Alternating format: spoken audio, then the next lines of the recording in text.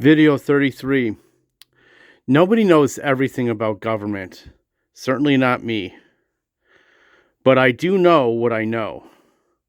And I've gained this knowledge and this understanding of the federal government and of foreign policy, of economics, banking, the world, all that. I've gained it because I've taken the time to do the research, the studying, the deep diving, the really deep thinking.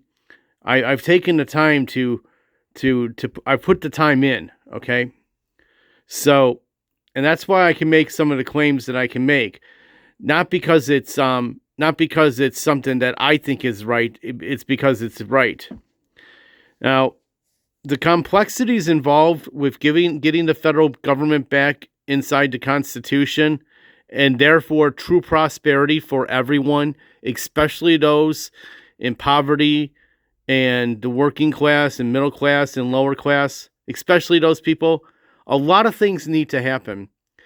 This is, again, where I'm going to recommend a book called The Politics Industry by Catherine Gill, G-E-H-L, Catherine Gill.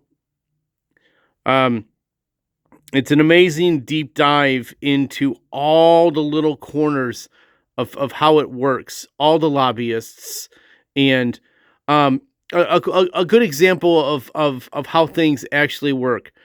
John Conyers, when he was congressman here, representing half of Detroit and part of for many decades, in 2010, he spent $3 million on his campaign, but from one of his opponents who checked into his filings, and said he spent $3 million, but he had no visible campaign.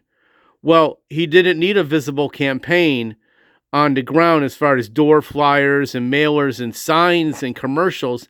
He didn't need that because in Wayne County, 74% of people lean Democratic and left and liberal, and 25% lean Republican, conservative, and constitutional, and 1% lean independent, patriotic, constitutional. So, but why would he have to spend $3 million? That's because as a congressman, and a very, very powerful congressman, he still has to do his part to maintain the establishment. He could just file his FEC paperwork and win the congressional race, but he hires the analysts, the strategists, campaign managers, and all that, because that's part of what you do when you're in the establishment. You have to make sure that this money keeps flowing, and that these people get hired. It's what you do, and that is just one layer. So there are infinite number of layers that need to be peeled back. All the research and everything that needs to be done, and the reorganization. That's why you need to look at my website and all that. Okay. And people say, well, Chris, does this really affect me? Yes, it does. All of this stuff, the administrative state, the deep state as it's known, the Congress has subjugated so much of their power to the administrative state. It's more than just the quote unquote fourth branch of government.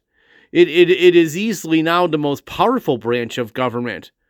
You know, we'll pass this law, and then we're gonna turn it over to HHS, and we're gonna let them come up with the other 10,000 pages of guidelines and all that, and implementing it. You know, we've got it passed. That's what we need to do to show that we're doing something in Congress. And believe me, by the time all the bureaucrats and the administrators get done with whatever law that was passed for HHS, it will not benefit you, because the goal is to maintain power for the establishment. The goal is to make sure that all these people that have been inside the federal government for decades, that they maintain their offices, they maintain their positions, they make sure that these programs continue, regardless if they're good or not, regardless if they are means tested, regardless if they, all these programs that go on and on for decades.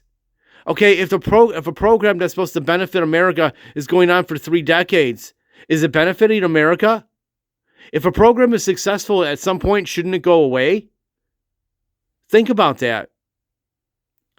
I hope you'll think about all that, because these people just keep on setting up more contracts and more jobs for their friends' kids, the next layer of graduates out of Harvard, Yale, Princeton, Wellesley, Georgetown, and it goes on and on and on and on and on. While the RNC and the DNC maintain power over their respective political parties, and you keep voting for them on and on and on. Yet most people sit back and say, "Oh, I can't take a chance on a third party." Think about that.